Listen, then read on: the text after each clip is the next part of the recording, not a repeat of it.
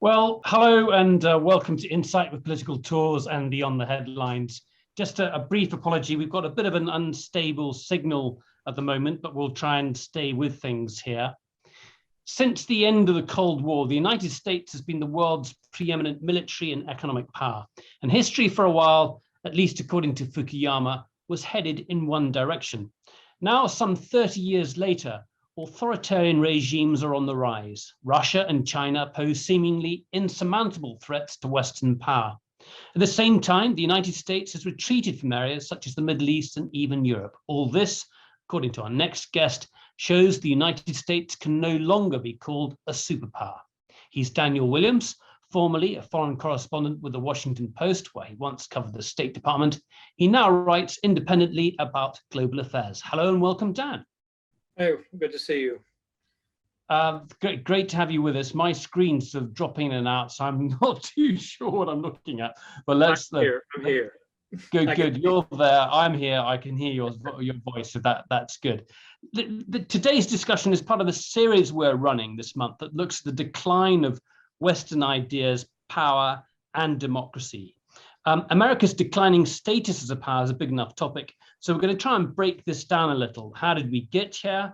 How powerful are the United States rivals in this new world order? And what do they want? And lastly, how is the United States responding to that?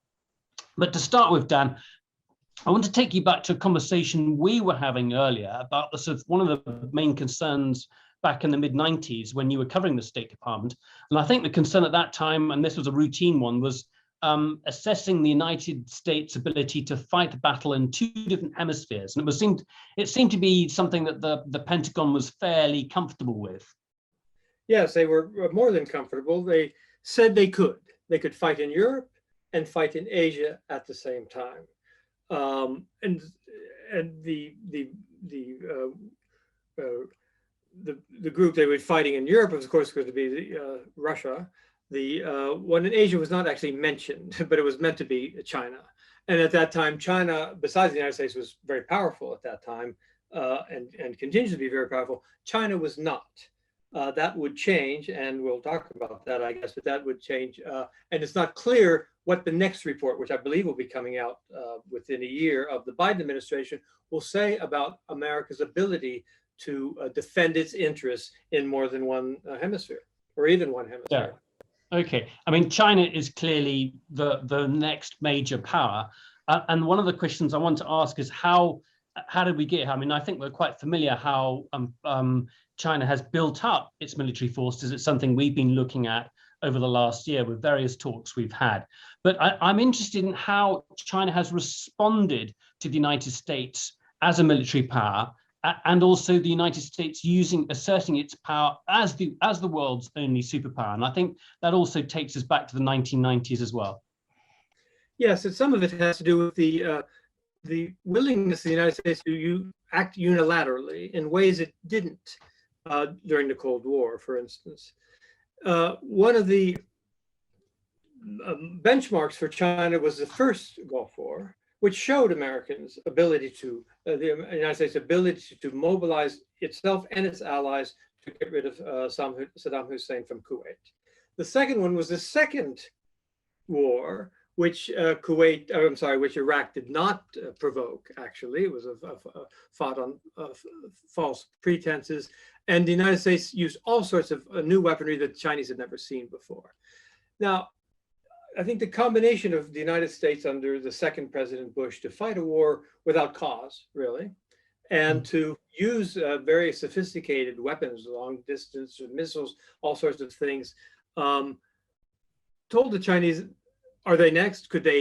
Shouldn't they have a more powerful and up-to-date army? And since then, I think they have gone in that direction, and we see it with the buildup of their navy, at least along the coast, the buildup of submarines, their new weaponry, new ways of transporting troops, and their plans, which is a recent thing that has come out, to increase their nuclear weaponry, the nuclear missile weaponry that is based in China itself.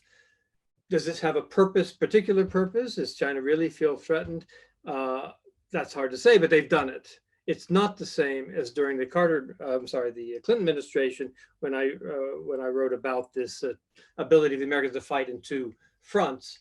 A lot has changed. China did not have a powerful army then. It was still coming out of the Cultural Revolution. It was Russia, and even Russia was in decline. So the United States could fight on two fronts. I think I think the United States could still fight in Europe if necessary. The Asia front is a whole different thing, especially as regards Taiwan. And what's the latest military assessment that due to produce an assessment that question that you looked back in the 1990s is one that I look at quite frequently. So I think there's a review coming up again.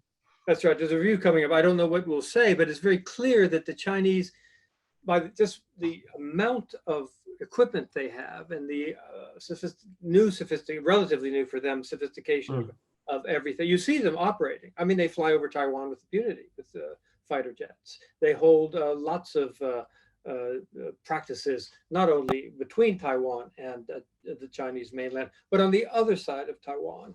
So in the meantime, the United States has been involved in, well, we can call them meaningless wars. We certainly call them wars that didn't turn out very well and spent a lot of money on it, in Iraq mainly, but and also in Afghanistan, while China has been building up and reorganizing its army with one area dedicated only to Taiwan. I think it's the Fourth Army, but anyway, it's there, and it has to do with Taiwan.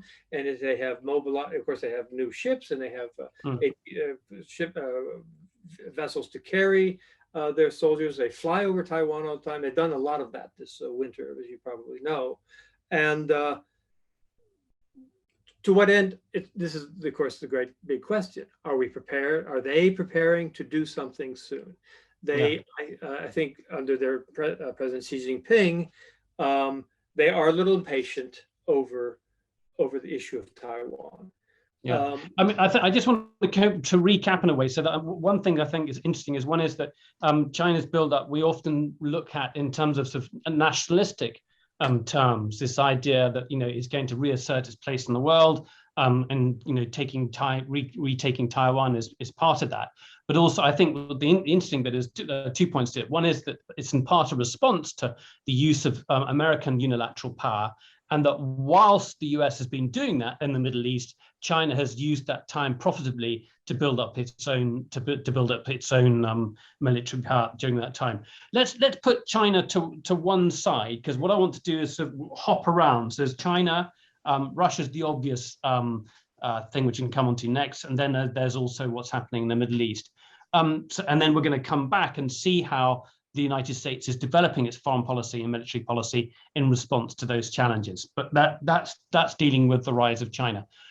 Russia is one that shocks me in some way, because it doesn't have the economic power that China has, yet it seemed to assert itself without much cost to itself. We think of Georgia, we think of Donbass, we can even think of killing its opponents on Western soil, the use of Novichok against the Skripals here in Britain, and also an earlier case as well. So it's almost an asymmetric approach to foreign policy that others wouldn't dare, yet it seems to get away from this. I mean, how do you map that rise, that development?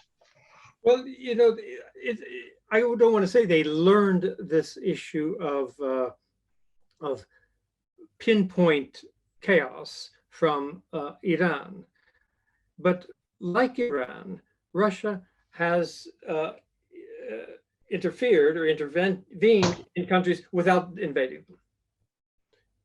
We can go back to Georgia. They cut off part of Georgia. In fact, they did have troops in there, but that wasn't a full-scale invasion of the old style, like during the Cold War. They go into Czechoslovakia, they just send the whole Red Army in there. That's not the way they work anymore. And they're doing it again with Ukraine. They have a little proxy militia of Ukrainians.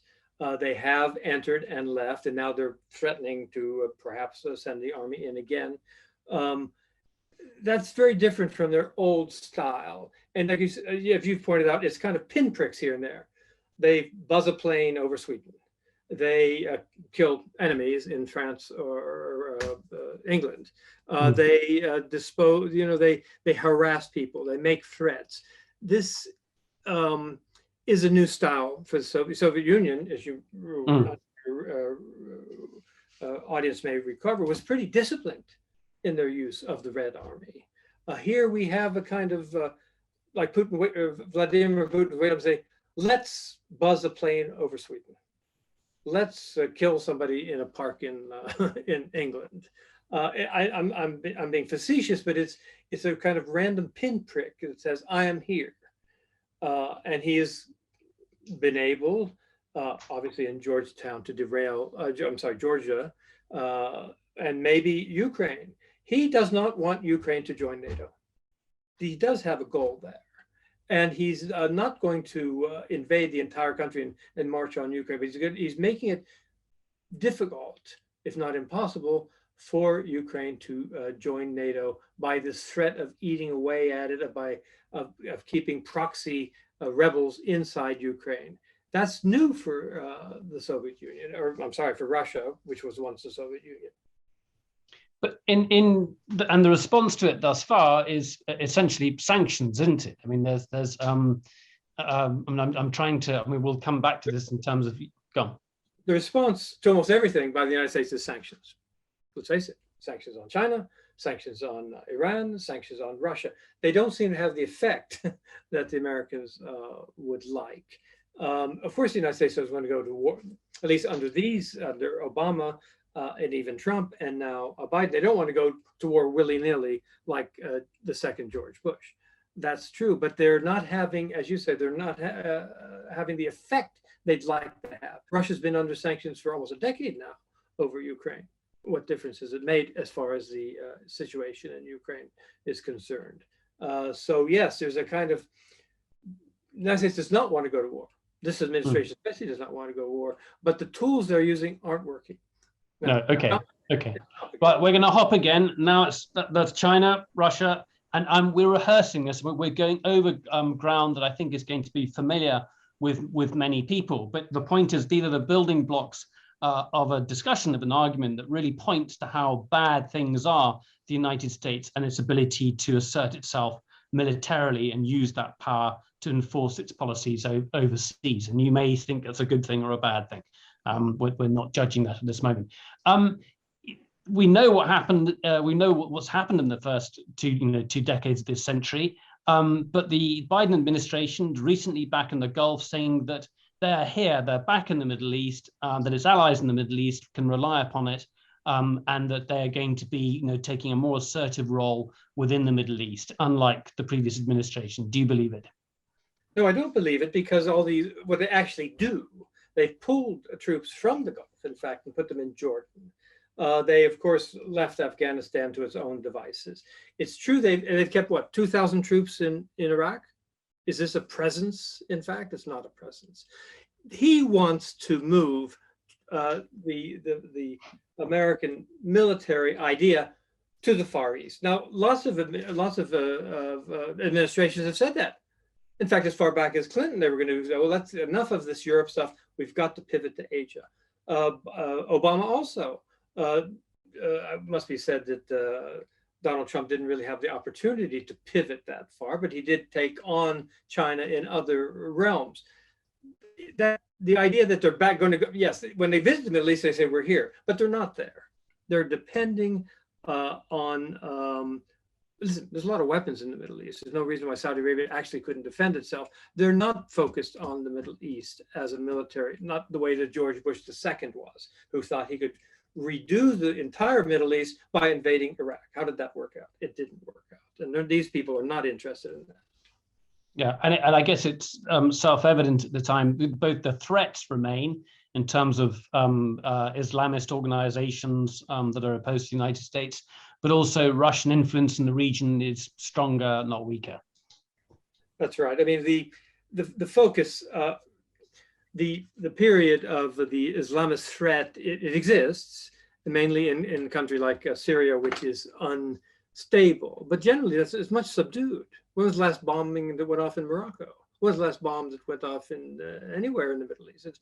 That's much subdued now. What Biden would like to do is, of course, finish this conflict with Iran. But he wants it on his terms. He wants to turn the clock back to pre-Trump, the way everything was, which Iran had a certain amount of ability to build, to develop nuclear energy, but not weapons. Iran has moved far away from that, and they don't want to go back. So the idea that the United States really is still a caretaker in the Middle East, it's obviously not true. Look at Syria.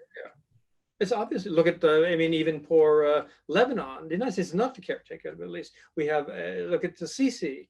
He wasn't invited, let me say, to the Democratic summit that he held.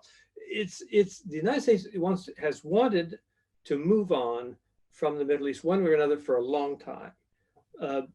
George Bush II thought he could do it by somehow getting rid of Saddam Hussein and having a rolling democratization of the entire region. It didn't work. It didn't work, and Arab Spring didn't work. They're moving on. It's China that they're interested. Also, Russia to some extent is a kind of pinpricker in Europe, but it's China. There's been a lot of American administrations have wanted to move to China. They've seen it coming in a way. Okay, so we're holding a talk. We're holding talks on Russia this month. We're holding a separate talk on Iran and the nuclear deal. So these are all issues that we're going to look at in greater detail. But when you mentioned the Iran deal, I think it's a good example of what you've argued in some of your articles, is that US foreign policy is weakened in part by its inability to get things through Congress at home and the divided nature of policies in the United States. If you take, for example, the Iran deal, you can't get a treaty through it signed by the president because he knows he can't get it through Congress. This doesn't just apply to Iran, does it? No, in fact, but that's yes.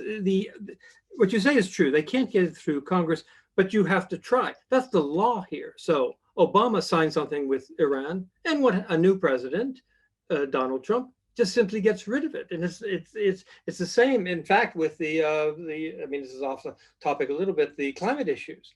That hasn't been run through Congress. A president commits and another president uncommits. We're going to have an election in 3 years. Is it likely to be? It's not going to be Joe Biden if I shouldn't say. It's going to be too weak physically to run. But even so, if it's a Republican, if they sign a deal with Iran again, and the Republicans are unhappy with it, as Trump was unhappy with it, they can simply undo it. These are not treaties. And this is a flaw now in our whole foreign policy system. Because we have lots of treaties that have held for decades because they were passed by Congress. Yeah, and this is what you call a whiplash foreign policy. Well, so far, yes, absolutely. Yeah. Again, look at the Iran deal. Trump got in. He waited, I don't know, a couple of months, finished, out. And Biden comes in, and with a day or something, he put it back in. But except the Iranians don't want to go back on the same whiplash thing. They want a guarantee, and they've developed more ability actually to build their nuclear bomb. So I don't think they want to go back. In fact, they're not going back to the original deal. That's what the Biden people do. Just pretend Donald Trump didn't exist. That's not going to happen.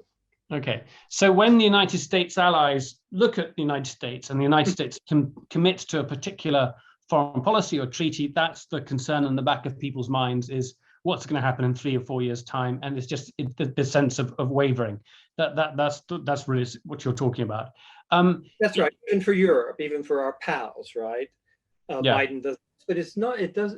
American foreign policy has a process, and it's not been followed for several years now. Which is you take it. It's a treaty. You take it to Congress. That's the way it's supposed to work. Okay.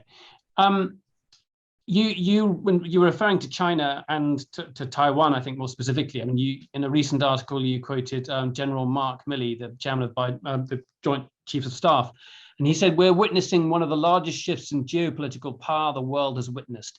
If we, the United States, don't do a fundamental change ourselves in the coming 10 to 20 years, we're going to be on the wrong side of a conflict."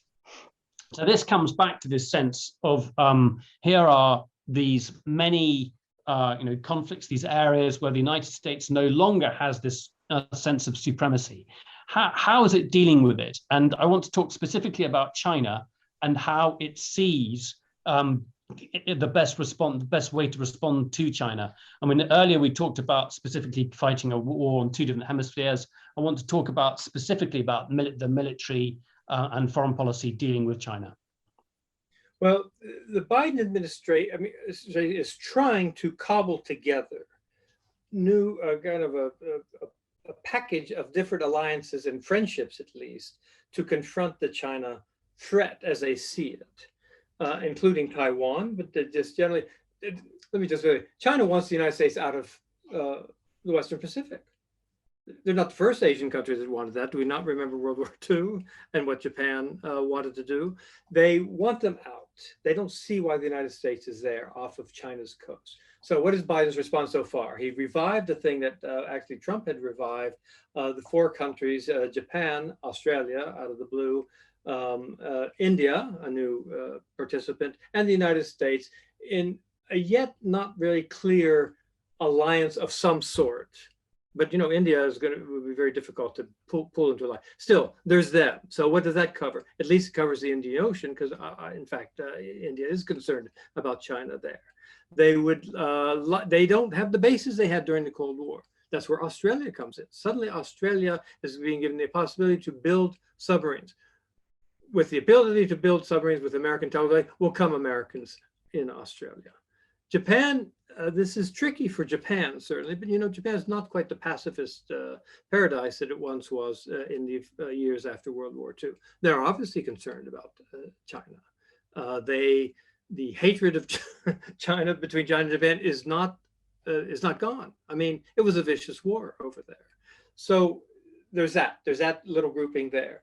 That's the first thing that Biden's been able to put together, but its goal is not clear. Then there have been, of course, these showy passages of ships through between Taiwan and China. The British sent a sort of a flotilla with other countries by Taiwan a few months ago, it seems to me. These are just show things. It is generally, I think the last time I saw a report about China, basically, the work over Taiwan could be over in a matter of days. In fact, if it is over in a matter of days, there'll be nothing the United States can do about it. You say, well, why doesn't China just act? Well, China has things to lose in this kind of hostility. Maybe we want to get to this later. I don't see them doing that. I don't see tomorrow the ships leaving Fujian and heading for Taiwan. But they could do it, and everyone acknowledges they could do it. I mean, it's close. You've seen it. It's not just a few miles off the coast from Fujian to Taiwan. In a bit, I want to come to Joe Biden himself and how he deals with foreign policy issues and how he tends to framework it. But I just want to come to follow up on this more specifically with China. In March, the US administration issued a 24-page interim national security strategic guidance report, and it labeled China as the only competitor potentially capable of combining its economic, diplomatic, military, technological power to mount a sustained challenge to a stable and international system. Yet, as you write, the guide was short on exactly what it would do about it. And Biden's team cobbled together a response to this. You've talked about the allies and getting together a new sense of allegiance, but then he says, but then the administration says, or wrote in this policy document, the most effective, along these lines, the most effective way for the United States to outcompete a more assertive and authoritarian China over the long term is to invest in our people, our economy, and our democracy. What's going on here? Because I find this quite bizarre. That's a candy to liberal Democrats who don't want to talk about war. So we make ourselves stronger. You saw that there's this giant meeting of world democracies. What does this mean? I mean, I think that's PR for the liberal side of the Democratic Party. Okay, so you're saying they're not actually saying our foreign policy is dependent upon whether we provide for jobs for people at home and make us a more fairer society. You're just saying that's just facing for domestic. It's not really about foreign policy. A lot of criticism of putting these two things together. Yes, it is important for jobs here and other places, but that's not the issue in dealing with China at the Taiwan Straits. It is really senseless to think like that. So I think it's a PR thing. The Democratic Party does not want to be the war-making party. Republicans like that, but not the Democratic Party. Right. Okay. So They, I mean, a little sugar. there's some suggestion too that Joe Biden, like he himself, likes to conflate the two issues. He likes to cleverly put a domestic flourish on foreign policies. I guess all politicians are going to think about the domestic audience in terms of foreign policy anyway. But some people are pinning it on him and the way he looks at things. Well, not in defense reviews. There've been direct criticism of the way they add these things together. The domestic issues in the defense review or any kind of strategic review. It just clutters the mess. It just clutters the table with other stuff. We're talking about a growing power in Asia. Do we care really about the use of ovens that don't pollute the air? No, they're separate issues, and yet they combine. But I think that's because the Democratic Party is not wimpy, but they don't want to present themselves as hawkish. So they throw everything. It's good for all of humanity, including whether we buy more natural gas or not. Yeah. Okay. Let's come on. So we've worried everyone, or perhaps reconfirmed people's concerns about the United States competitors around the world. We had one recent contributor to this program. He said the United States has just messed up the Middle East, so not having the US involved there is probably a very good thing. But putting that aside, let's talk about Joe Biden a bit and his view. I mean, he's got a lengthy experience working both alongside the State Department, also as vice president. He's been dealing with foreign policy issues for a very, very long time. You followed him back then in the 1990s. What was he like? How did he strike you? He arose as a faux John F. Kennedy. That was his model. And so he actually spoke like John F. Kennedy. He used the same gestures, putting the hand in the pocket, sort of like this. And then the problem, of course, one problem he had was unlike John F. Kennedy, Biden's losing his hair. So he has little spikes, what do they call those things? And you see it's very carefully combed back. That's one Kennedy-esque thing he couldn't do. He's supposed to be, he features himself a foreign policy expert. It hasn't been very evident so far. In fact, it's not clear to me when it has been evidence really, but that was part of his resume. As a reporter, I'm just asking you to be direct. I mean, did you find him, glib? I'm now going to be frank. I mean, I've said it repeatedly on our program. We saw him in Iowa. He looked tired.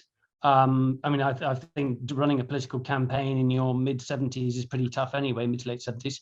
But I just wasn't convinced that this was a man who could,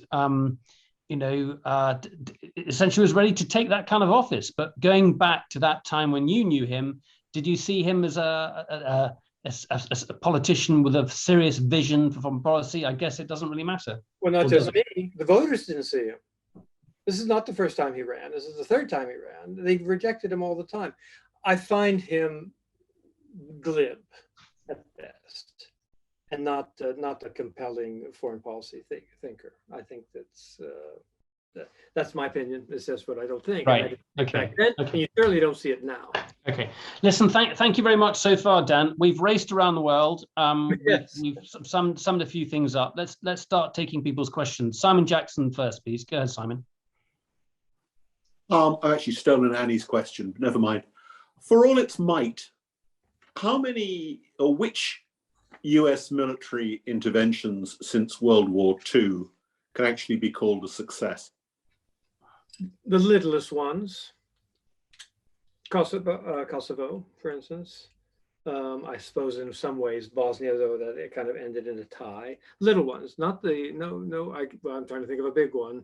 And I can't, that's not, maybe because I covered little ones like Kosovo or Bosnia, but we've had a lot more failures than successes, especially the big one, Vietnam and Afghanistan. Afghanistan wasn't as big as Vietnam, but still there were failures, and I can't think of any big success. Overall, of course, they won the Cold War.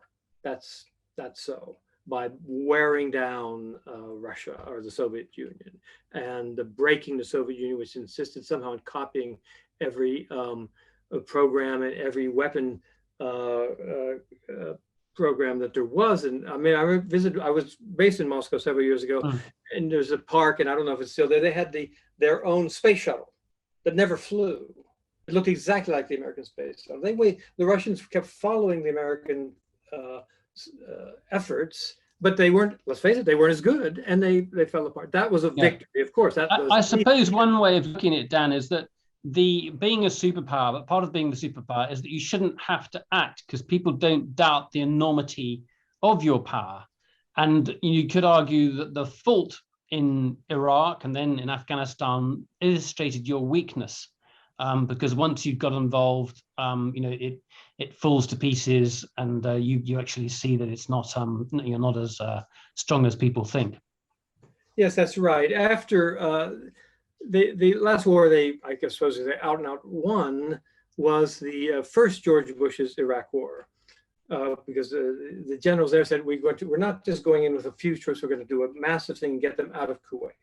After that, Bill Clinton began to specialize in little wars that he could win, the Kosovo War, for instance. But how meaningful was the Kosovo War, in fact? Why didn't Europe take care of the Kosovo War? In fact, why doesn't Europe take the trouble to take a issue with a lot of European issues? So they won that, but really meaningless. Meanwhile, as we know, China was building up into something. Seeing this American sort of lascivious use of power, they didn't want to be the next one. They wouldn't have been the next one, but still, it's kind of scary to see the United States putting so much effort into small wars. George Bush the second then, okay, fine. The Afghanistan war made sense, right? That's where the attacks on New York were launched, fine.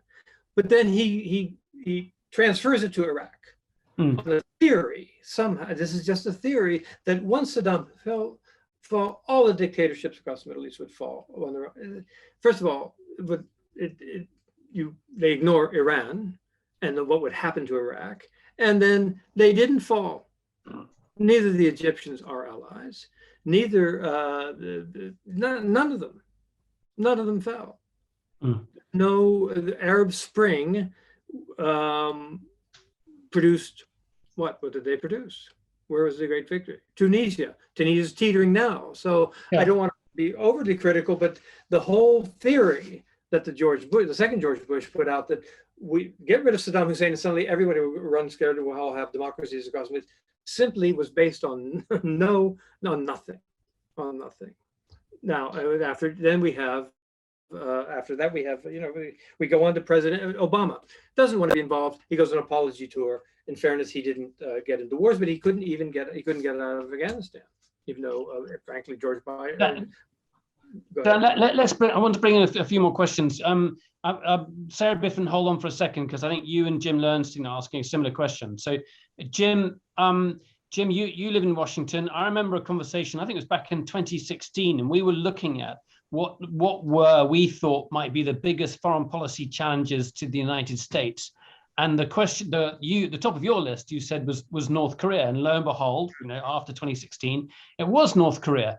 But the question you're asking now, and this for me speaks volumes, because we're not talking about North Korea anymore. We're talking about the inability of the United States to do anything. Jim. Yes, but when you talk about the threat from China and Asia, you can't ignore the North Korean problem. No, that's right. You can't ignore it, but it's a problem for China as much as for the United States. If Korea drops an atom bomb someplace, China's not going to be able to just turn the other way and not do anything about it, or not be held in some ways responsible. So I think, yes, North Korea as it is a problem. And the United States, but it's really not up to the United States to resolve it. What can the United States do? Invade? They're not going to do that. What South Korea has decided is its own defenses. South Korea has its own Air Force, airplane industry, has its own tanks, its own thing, but they're not pretending, and they're trying to reach out, of course, to North Korea. Not happening. But Dan, just to because I'm going to take Sarah Biffin's question for her. I mean, the question she asked is, why has it fallen off the stage? Why aren't we hearing about it anymore? It was a favorite of Donald Trump, and then what happened? And I give it, maybe COVID's part of the answer. I follow it a bit, and maybe you do more. Well, the Trump thing was almost wacky in his belief somehow that the force of his personality and a few candies thrown at someone like the North Korean leader would be enough to change their policy. It just is a complete naive idea of foreign policy. Meeting with Kim Jong-un at the border and shaking hands or holding hands or whatever they did. This is just naive foreign policy, and this is just Donald Trump believing that there's a deal to be made. I mean, he's a businessman. If he thought that Kim Jong-un wanted a car, he would have produced a car. But he doesn't seem to understand any of that. So I really, it's not real foreign policy what he did with North Korea. Yeah, but in terms of why it's not there anymore, do you have any theories as to why we aren't hearing as much about it?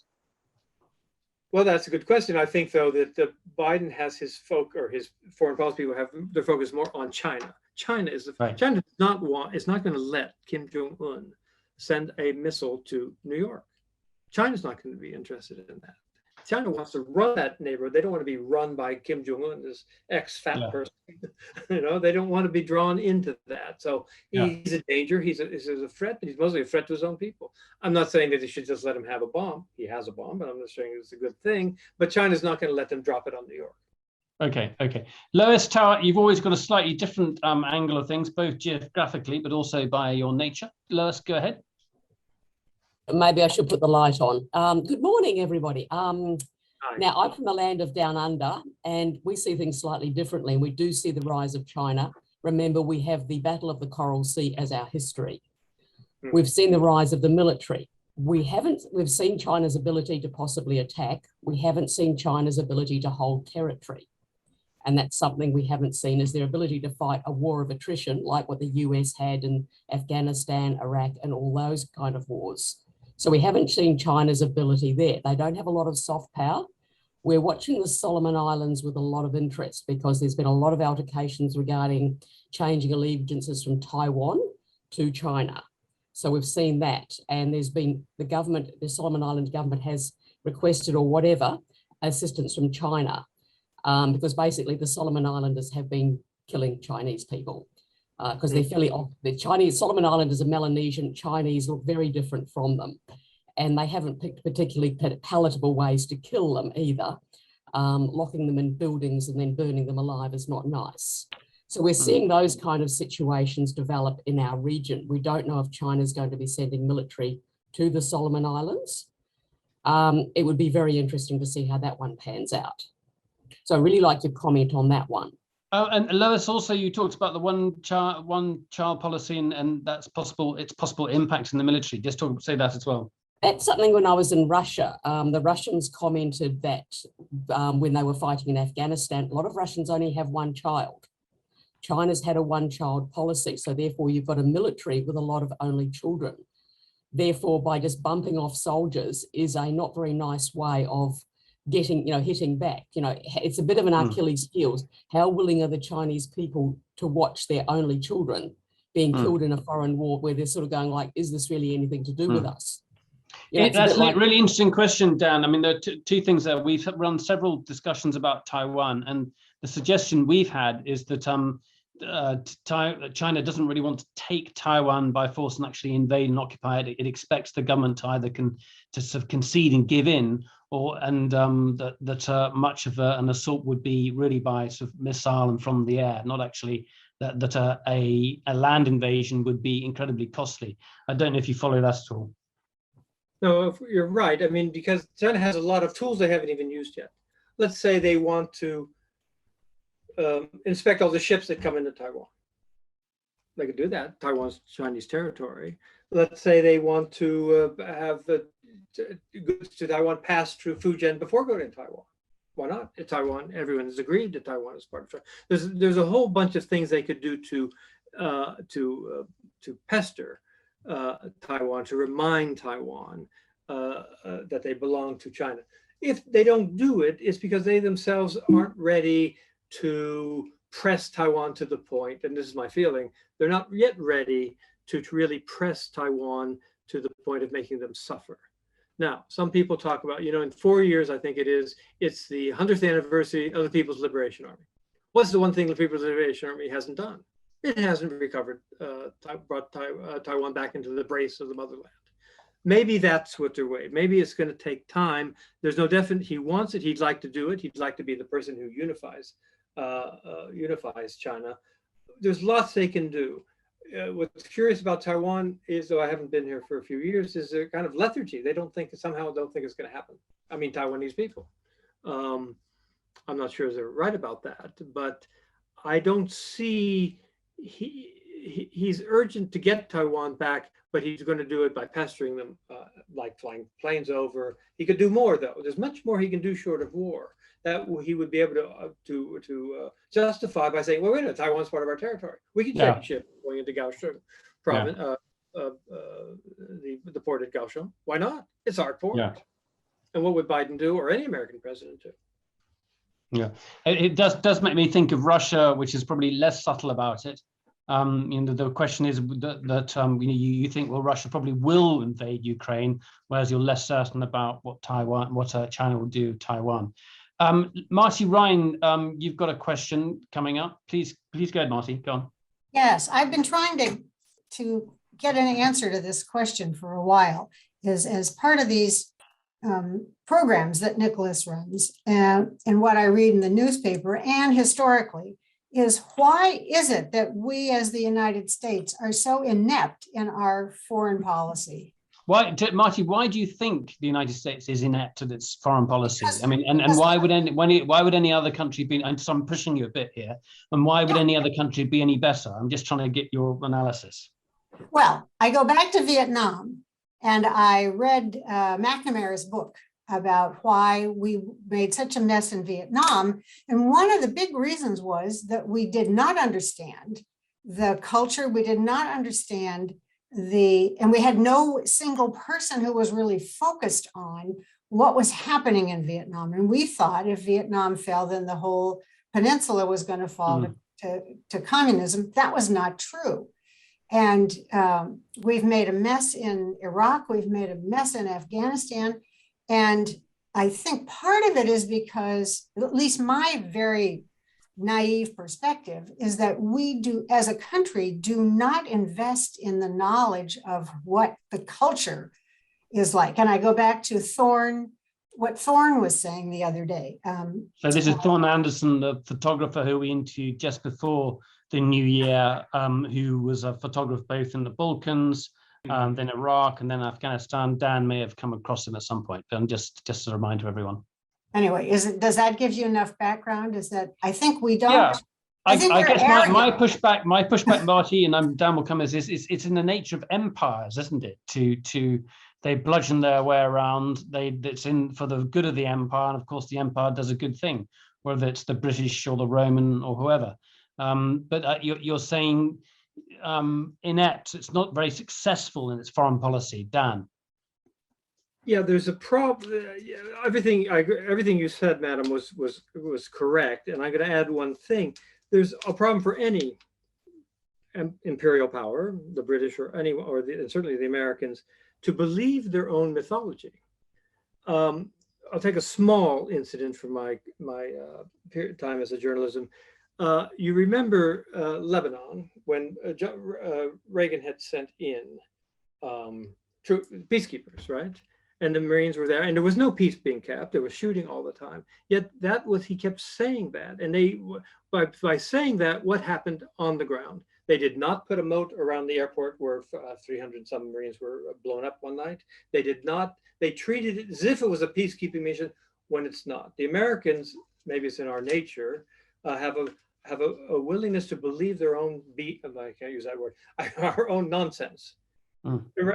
Lebanon was not like that. 325 Marines got killed by not even having proper barriers at the gate. At the time, the country, Lebanon, had already been at war for several years.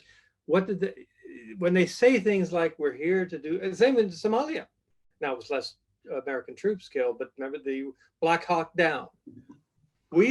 I had an interview with the State Department representative in Mogadishu. This is back in first George Bush, right? And you all may remember this thing where the helicopter went down and the Somalis attacked. Who were these Somalis who attacked? They belonged to a warlord. And when the warlord caught wind, and what this diplomat told me, they were going to push the warlords aside, replace them with women's groups, teachers groups, who knows what groups, and create a new Somalia. Do you think a guy, his name was General Adid. General Adid was interested in women's rights. He was not interested in women's rights. So they killed a bunch of Marines. You may have all seen the movie, right? It's maybe the British were slightly better at not believing their own propaganda. Sometimes the Americans actually believe what they say in a place like Somalia. We're going to have, a liberal economic, or I'm sorry, a political situation. They believe in Iraq. We're not in Iraq we're going to, democracy. Do you know nothing about Iraq?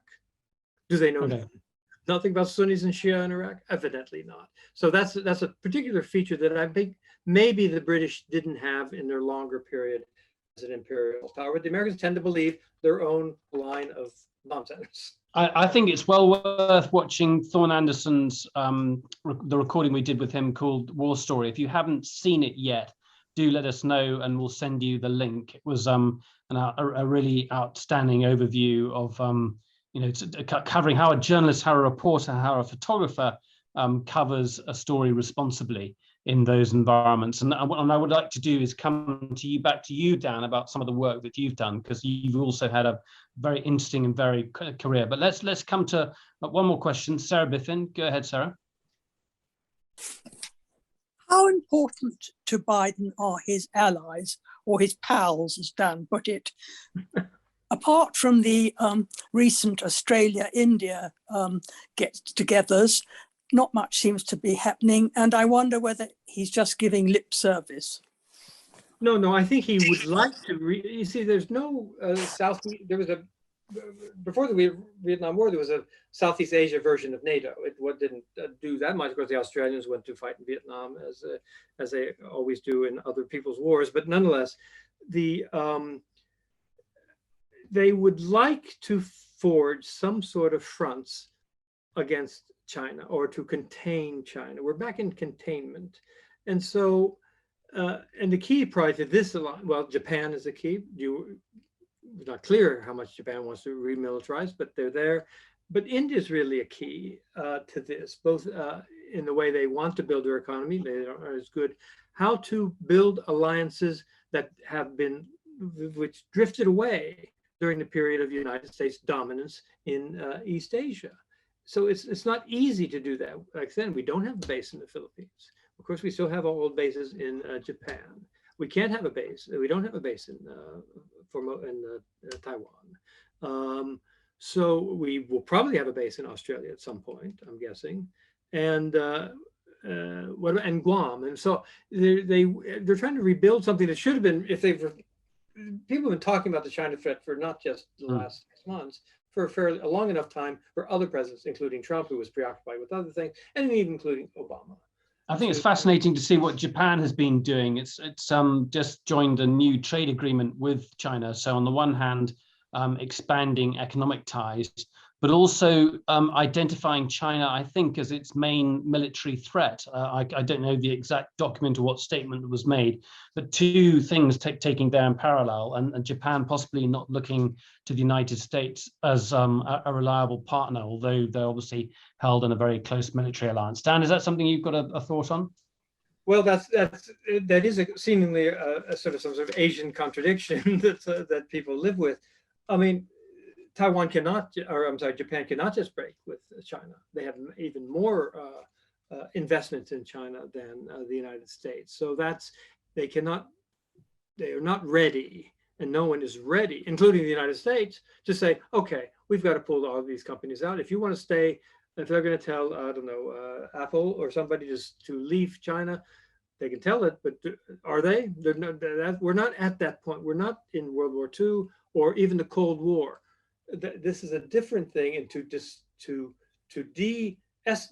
to take yourself out of this partnership. I mean, China has the United States debt, and the United States buys tons of stuff, in fact, now more than ever from China. So there's a contradiction there. Japan is dealing it by saying, heck with the contradiction, we're going to deal with China economically, but we're going to be wary of them. How long would China accept that kind of thing? I don't know. Yeah, okay. Andy Mendes, got a great question coming up. Go ahead, Andy.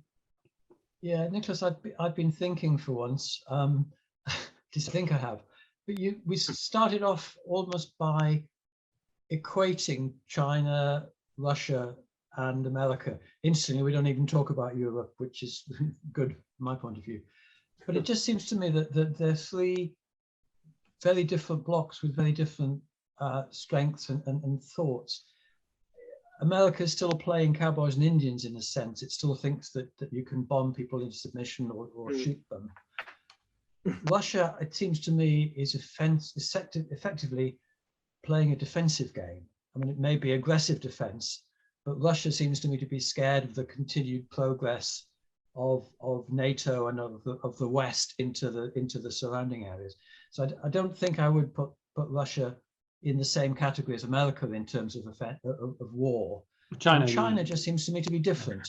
China seems to me to have gone beyond. I don't think we're holding them on the same. I think they're different. The nature of their threats or competition with the United States is very, very different. I think it's a question of the United States' inability to deal possibly with either.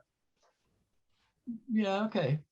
We would sort of. It seemed to me at the beginning you were talking very much of China, but I think military war. The other thing you're suggesting, Dan, is that Andy, you were suggesting that the Belt and Road Initiative had been much more effective at asserting China's influence in the world. For example, we can think of Africa, we can think of Central Asia. Dan, is that something you'd agree with? Yes, I think Russia. One of the quandaries for Russia is being the junior partner with China. They're not actually in an alliance. They have not signed an alliance. They have interests that are in common, that is to not let the United States run everything, but they have other issues that are not really in sync. China's dominance of the Pacific. China's much more powerful than Russia at this point, in every way, economically, but also militarily. That suits Vladimir Putin now. Vladimir Putin, though, seems to be really focused on pushing, restoring some of the Soviet presence in Eastern Europe. He's not going to get back the Baltics. He's not going to get back the satellites. But he wants to restore some sort of a Russian presence that is important to the world. He does it mostly by military means, not by economic means, although it must be said the German deal over natural gas put him at the center of European economics in a way it didn't have to be. So I think Russia is definitely different from China. China also, though, wants to push the United States away from East Asia. Yeah. Okay, Jim, I think, Jim Lernstein, you have to turn your microphone off because we can hear your telephone as well. Sue Siaklocha has got a question here, which we can't get her up, so I'm just going to ask it for her. And it's a good one. What is your take on why Latin America is never a part of the American foreign policy discussion? Is it just it's a simple no because they don't have a nuclear capacity or nuclear capability? What's your take, Dan? Well, of course, the United States pacified South America a long time ago. And maybe it is taken for granted, but they are all, except for a couple, Cuba and Venezuela, and one might say Haiti, democracies. They don't have military. They're not militarily interesting. They're to the United States. South America has its problems, but it's peaceable problems. So. Now,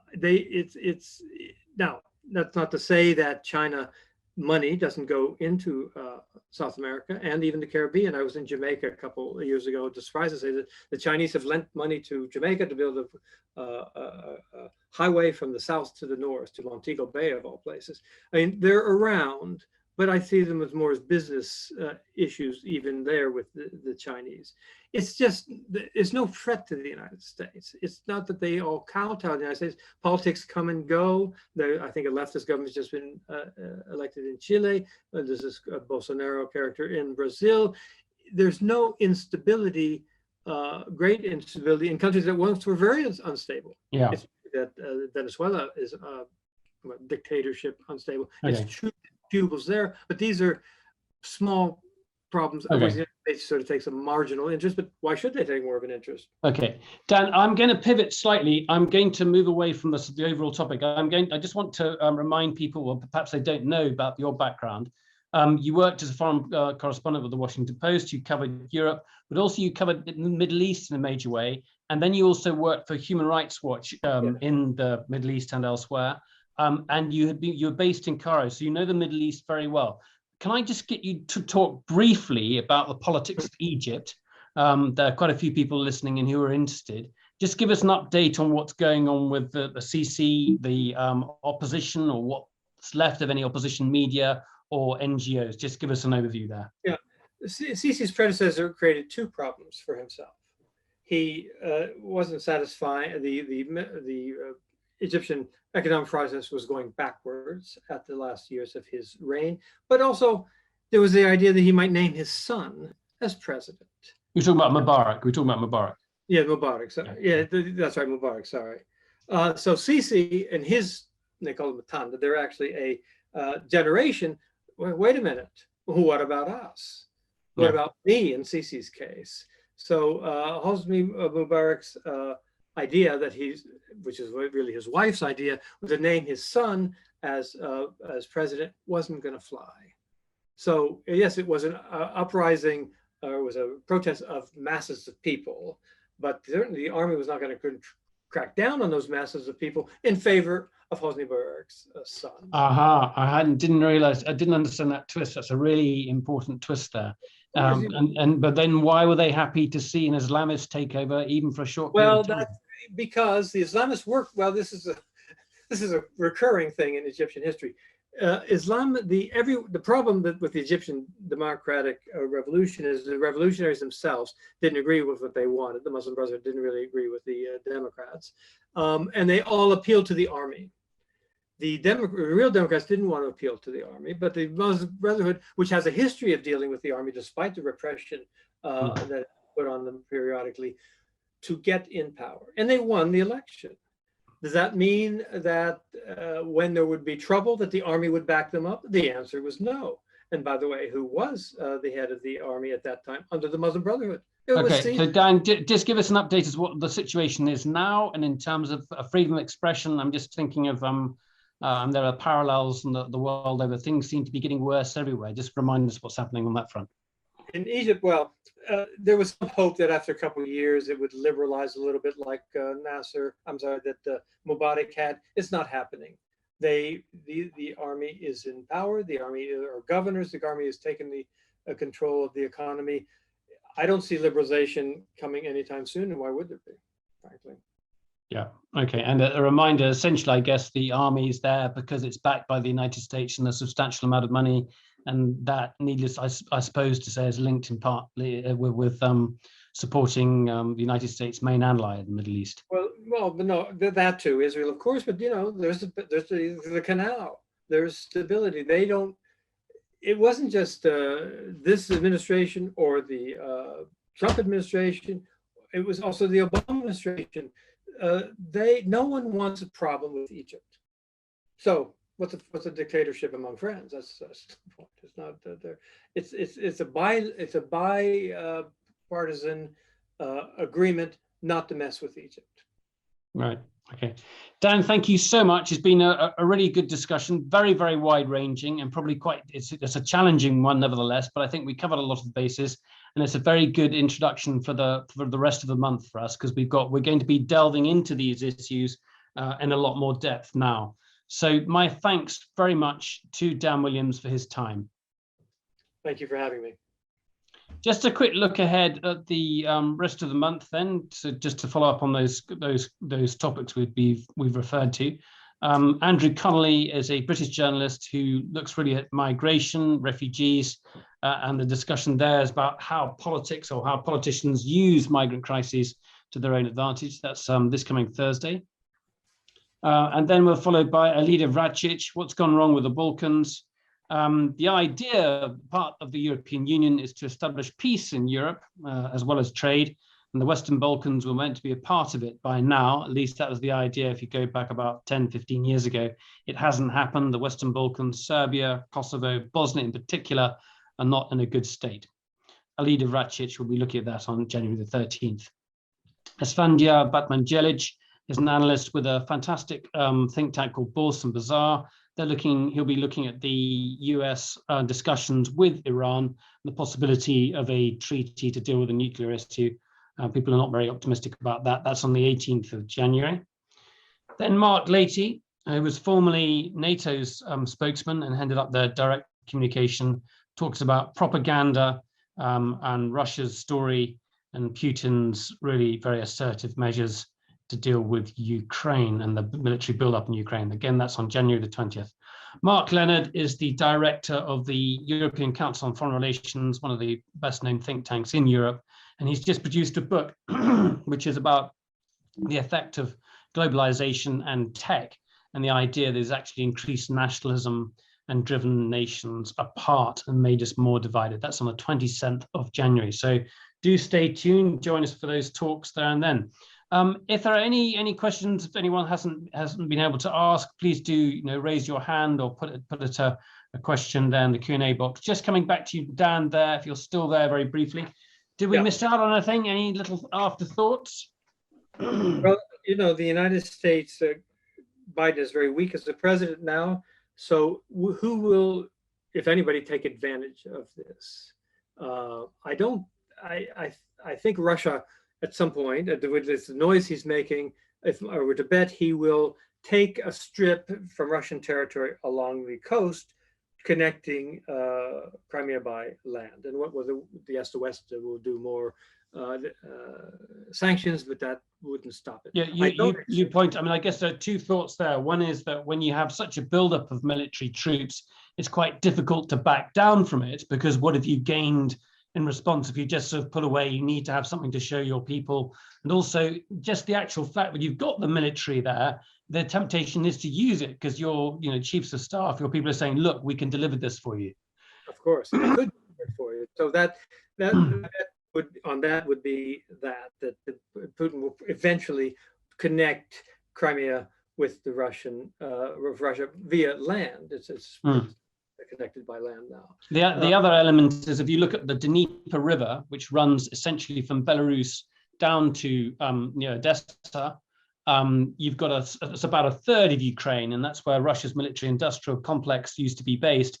A lot of those cities have got, for example, helicopter technology, missile technology that Russia used to rely on, and so that's a sort of heartland, and militarily it's easy to occupy that area. And one other point you made was that it's going to be freezing at the end of January, and that's good for tanks. Yes, exactly. There's some swampy areas there. I don't know that part of Ukraine, but yes, that's one of the bets that people are making. As far as Iran, I don't think they're going to go back to the original deal, that is, which to reduce their supply of atomic material. And I'm afraid Biden would look very weak if he said, okay, fine, we made a big mistake and now we're going to start now to control the development of nuclear weapons in Iran. I think the wild card there is, what will Israel do or not? Yeah, we didn't mention that. We didn't mention that. That's really who is, after all, the hammer down there. It's Israel, and there's a big debate in Israel. It's not a slam dunk that they say, all right, well, we're going to do the bombing, we're going to do the dirty work and let everyone dump on us as being warlike. But at the same time, there will certainly be people, and the prime minister is a sort of a hardliner, who will want Israel to act if the American and Iranian talks break down. They're not going anywhere so far. So yeah. point. Is how weak do you see Joe Biden as? I mean, he's had some tremendous, the Democratic Party is in a very bad position. We talked about what happened in Virginia before Christmas. It looks like the midterms are going to be terrible, and there could be, loss of, they'll lose control of both houses, and didn't have control of the Senate anyway. So that doesn't look good for the next 2 years. And in terms of foreign policy, where does he lie? Well, yes, you point out something. He's so weak that they're trying to figure out a way to get rid of his vice president, Kamala Harris, because he's a frail old man. I mean, maybe I shouldn't talk like that, being old myself, but really, you've seen him walk, right? It's as if the American public was cheated by their own, what they saw in front of their own eyes was not what they saw in front of eyes. An old man who should not have been elected president, not because he's a bad person, but he's too old. He can't function. He goes back to Delaware every chance he gets. So if he doesn't, he has a lot of problems. I mean, we have problems that didn't exist, for better or worse, under Trump.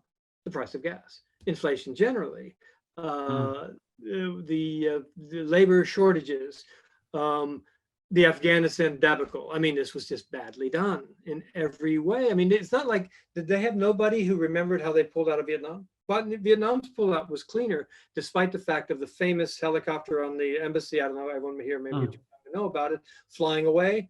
Well, they had already taken out hundreds of thousands of people from an airport in near Saigon before that, and that was considered a debacle. So imagine this. Well, so that kind of, Americans don't care much about Afghanistan or the Afghans actually, but this kind of display of incompetence. It is quite amazing that possibly had less of an impact on the American psyche than Vietnam did, because I presume that's partly because of the loss of life of Americans. That is. Yes, well, it was. Well, remember they lost 12 soldiers at the gate, so it did have an impact. This event, this Afghan thing, hurt his idea of he was supposed to be the foreign policy president, as opposed to this not very foreign policy oriented Donald Trump, right? Yeah. Instead, he did everything you do wrong in a withdrawal, basically. Yeah.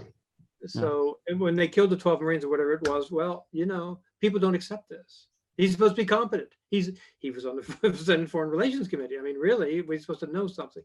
So these displays of incompetence by a man who was supposed to ran basically on being a real leader, a real competent leader, instead of this wacko Donald Trump, is not proving to be like that. Dan, there we will leave it. Thank you very, very much indeed. Thank you very much, everyone, for joining us. Do join us again on Thursday the 6th, where we'll be speaking to Andrew Connolly about the migrant crisis, so-called migrant crisis. Talk to you all then. Bye for now.